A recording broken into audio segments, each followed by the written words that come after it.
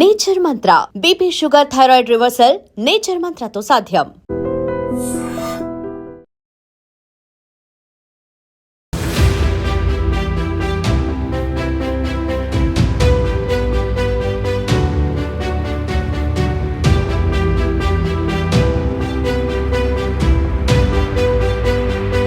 మోంతా తుఫాను తీవ్ర తుఫానుగా తీరం దాటబోతుంది కాబట్టి ప్రతికూల పరిస్థితులు చాలా తీవ్రంగా ఉంటాయి. ప్రజలందరూ కూడా అప్రమత్తంగా ఉండవాలని వాతావరణ శాఖ అలాగే ప్రభుత్వం కూడా ఒకవైపు ప్రజలను హెచ్చరిస్తూ నాలెడ్జ్ షేర్ చేస్తూ వస్తుంటే, మరొక వైపు చాలా విచిత్రంగా కాకినాడ ఉప్పాడ తీర ప్రాంతంలో మాత్రం తుఫాను వచ్చినప్పుడు మాత్రమే మేము బంగారం వేట కొనసాగిస్తామంటున్నారు కొందరు.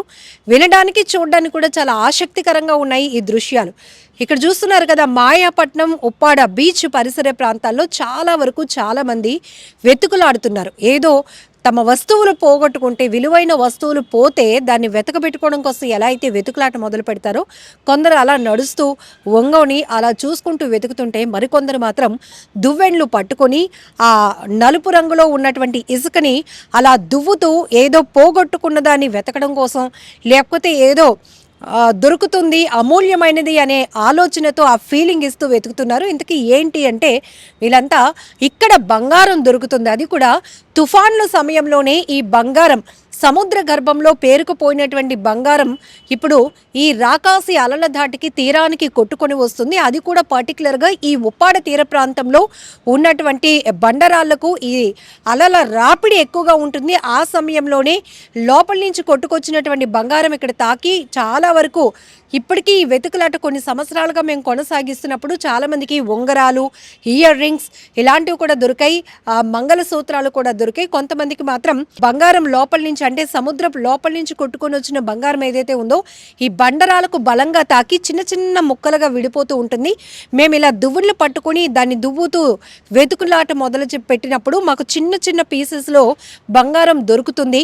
కాబట్టి మేమేం పిచ్చోళ్ళం కాదు, ఇక్కడ ఖచ్చితంగా మాకు రిజల్ట్ ఉండబట్టి బంగారం అలా చాలా మందికి దొరకబట్టి మాకు కూడా దొరికింది. కాబట్టి మేము మా టయాన్ని ఇక్కడ స్పెండ్ చేస్తున్నాం. అందులోనూ తుఫాన్లు టైంలో అందరూ ఇళ్ళకే పరిమితం అయితే మేము మాత్రం ఇక్కడికి ప్రాణాలు తెగించి రావడానికి కారణం బంగారం రేట్లు అంతకంతకు పెరుగుతున్నాయి. కాబట్టి ఇక్కడ మేము వెతుకులాట కొనసాగించినప్పుడు, ఈ బంగారం వేట కొనసాగించినప్పుడు మాకు కూడా చిన్నపాటి బంగారం దొరుకుతూ ఉంది. అందుకోసమని ఇక్కడ మేమందరం ఇలాంటి ప్రక్రియ చేస్తున్నామని వాళ్ళు చెప్తున్నారు.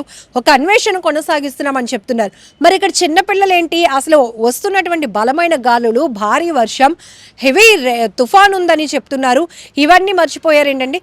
మమ్మల్ని చూసి పిల్లలు కూడా దీన్ని ఫాలో అవుతున్నారు. వాళ్ళలో కూడా ఒక ఉత్సాహం, ఒక క్యూరియాసిటీ పెరిగింది. మేము కూడా ఇక్కడ వెతికితే మాకు దొరుకుతాయి, అవి అమ్మా నాన్నకి హ్యాపీగా ఇవ్వచ్చు అనే ఉద్దేశంతో, అంటే వాళ్ళు కూడా ఏదో ఓన్గా సంపాదించుకున్నాము అనేటటువంటి ఒక ఆలోచనతో పిల్లలు కూడా ఇంట్రెస్ట్గా వస్తున్నారు.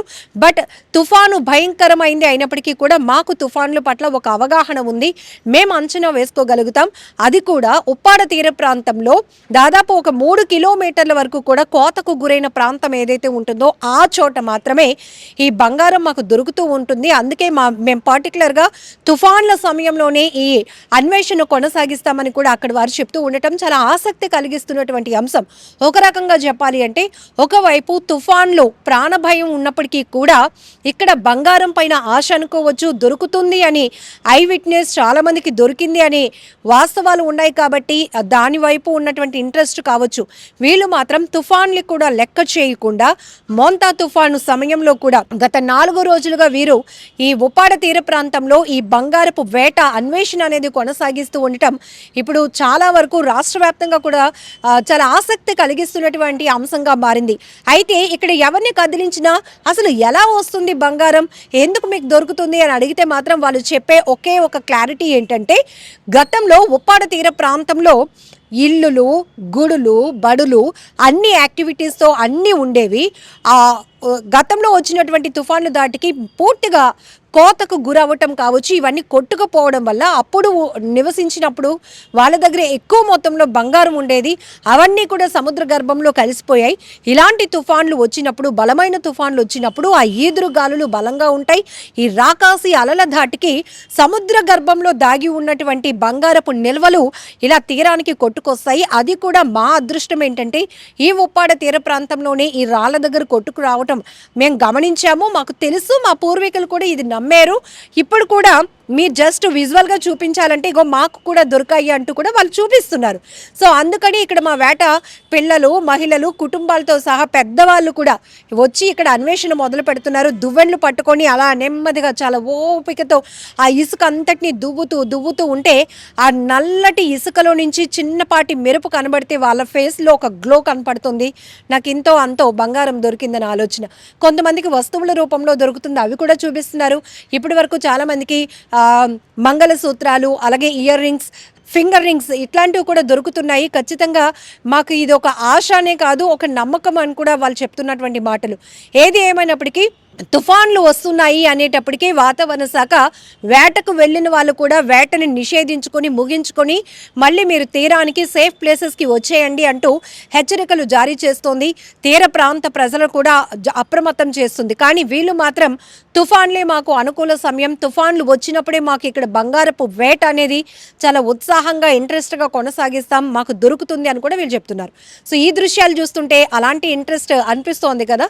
సో మీరేమంటారు కూడా కామెంట్ బాక్స్లో మెన్షన్ చేయండి.